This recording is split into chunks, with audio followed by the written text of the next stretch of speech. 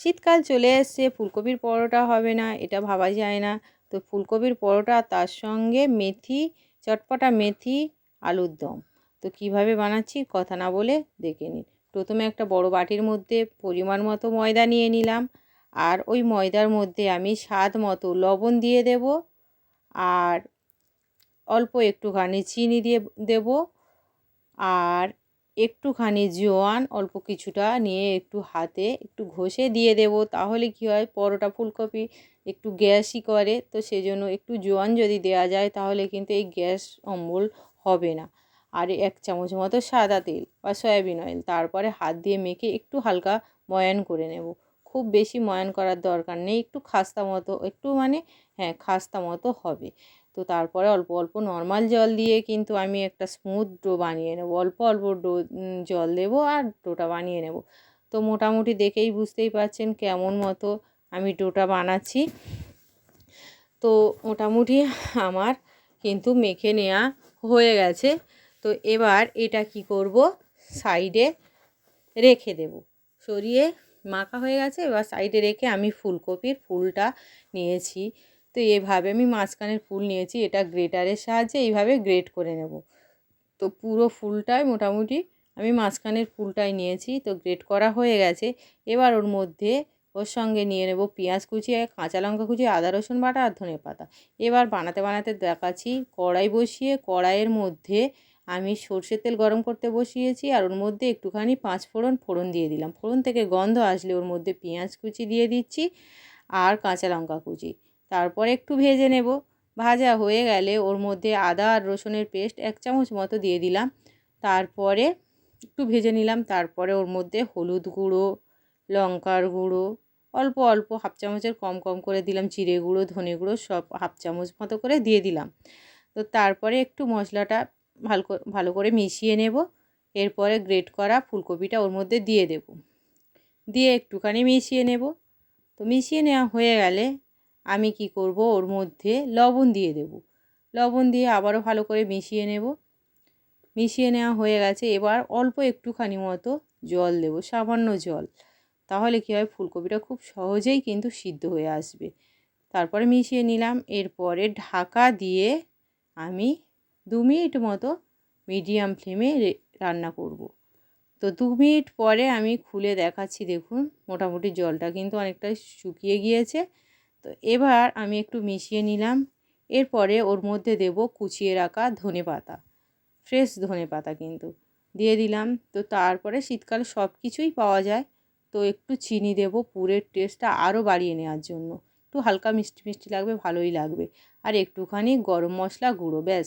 আর পুরে কিচ্ছু দেবো না। এবার পুরটা থেকে তেল চলে এলে, মোটামুটি কড়া থেকে ছেড়ে গেলেই বুঝে নিতে হবে পুর রেডি। তো আমার পুর রেডি, আমি প্লেটে ঢেলে নিচ্ছি। দেখুন পুর কিন্তু আমার রেডি। ঠান্ডা করতে রাখলাম। আর যে ডোটা বানিয়ে রেখেছিলাম সেটা আমি আরও একটুখানি মিনিটখানেক হাত দিয়ে স্মুথ করে মেখে নেব।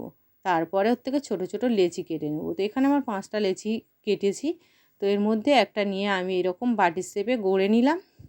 তো বাটির শেপে গড়ে নেওয়া হয়ে যেতে আমি কি করব, ওর মধ্যে পুর ভরে নেব। তো পুরটা পরিমাণ মতো দিয়ে দিতে হবে। তো তারপরে এইভাবে আস্তে আস্তে মুখটা সিল করে দেব। দিয়ে আমি একটুখানি অতিরিক্ত অংশ কেটে নিলাম। তারপরে চ্যাপ্টা করে এইভাবে করে নিলাম। তারপরে আরও একটা সেম একইভাবে কিন্তু বাটি করে নেব। তারপরে পুর ভরে এইভাবে মুখ সিল করে মোটামুটি অতিরিক্ত অংশ কেটে নিলাম। তো এইভাবে সবগুলো বানিয়ে নিলাম। তো এবার আমি একটা বেলুন চাকিতে একটু তেল লাগিয়ে নিয়ে একটা বেলে নিচ্ছি। একটু আস্তে আস্তে বেলতে হবে যাতে না পুরটা বেরিয়ে যায়, সেদিকে লক্ষ্য রাখতে হবে, একটু মোটা করে। তো বেলা হয়ে গিয়েছে। এবার কড়াই গরম করতে বসিয়ে দিয়েছি। ওর মধ্যে আমি একটা দিয়ে দিলাম, তারপর উল্টে দিলাম। একটুখানি রাখার পরে উল্টে দিলাম। তারপরে দ্বিতীয় পিঠটা আরও একটু একটু যখন হবে তখন তেল দিয়ে দিলাম। ব্যাস, দিয়ে তেলে ঘুরিয়ে ঘুরিয়ে আমি সয়াবিন অয়েল কিন্তু দিয়ে আমি এইভাবে ঘুরিয়ে ঘুরিয়ে দেখুন কালারটা কত সুন্দর আসছে। তো এইভাবে উল্টে পাল্টে খুব সুন্দর করে কিন্তু ভেজে নেব। তো মোটামুটি একটা ফুলকপির পরোটা আমার ভাজা হয়ে গেছে। তারপর আরও একটা দিয়ে দিলাম। তারপর উল্টে পাল্টে এটাও সেম একইভাবে কিন্তু আমি ভেজে নিচ্ছি। এটাও দেখুন কত সুন্দরভাবে ফুলে যাচ্ছে। তো প্রত্যেকটা পরোটা তবে একটু বুঝে শুনে বেলতে হবে বেলার সময়, যাতে পুরটা না বেরিয়ে যায়, তাহলে প্রতিটা পরোটা কিন্তু খুব সুন্দর ফুলবে। তো প্রতিটা পরোটাই কিন্তু আমার খুব সুন্দরভাবে ফুলছে, দেখেই তো বুঝতেই পারছেন। এবার কি করব, সব পরোটাগুলো আমি কিন্তু এই একইভাবেই কিন্তু ভেজে নিচ্ছি। তো সব পরোটাগুলো ভাজা হয়ে গেলে বলে রাখলাম ভাজা হয়ে গেছে আমার। তো এবার ওই কড়াইয়ের মধ্যে আমি কি করব, যে তরকারিটা বানাবো তার জন্য তেল দিয়ে দিলাম। তেলটার উপরে আমি দিয়ে দিলাম গরম হতে মানে জিরে আর তেজপাতা ফোড়ন দিয়ে দিলাম, অল্প একটুখানি জিরে 1/2 চামচ, আর একটু পেঁয়াজ দিয়ে আমি ভেজে নেব। তো ভেজে নেওয়া হয়ে গেলে মোটামুটি একটু লাল লাল করে পেঁয়াজটা ভেজে নেব। ভাজা মোটামুটি হয়ে গেলে আমি 2টো কাঁচা লঙ্কা একটু চিড়ে দিয়ে দিলাম। তারপরে আবারও একটুখানি ভেজে নেব।